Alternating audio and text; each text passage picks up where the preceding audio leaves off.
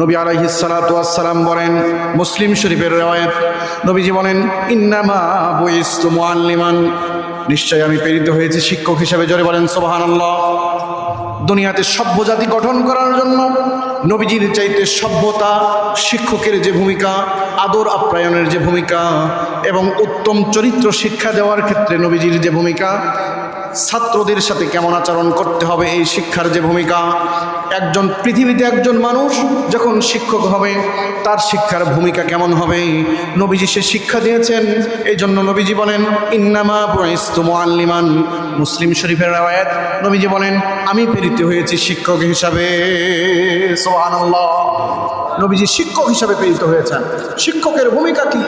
শিক্ষক হলো আমার এবং আপনার সন্তানদেরকে মেহনত করে করে পড়িয়ে, আমাদের দেশ যেহেতু বাংলাদেশ, এদেশের হায়ার এডুকেটেড পারসন কেমন করে হওয়া যায়, আপনার সন্তান সভ্য জাতি, একজন শিক্ষিত সোসাইটিতে আপনার সন্তানের মান মর্যাদা কেমন করে বৃদ্ধি করে, কেমন করে আপনার সন্তান সুন্দরভাবে এবং সিভিলাইজড এই সভ্যতাকে বজায় রেখে চলতে পারে, এই দায়িত্ব নিয়ে শিক্ষা দেন, তারা হলেন মুআল্লিম, শিক্ষক।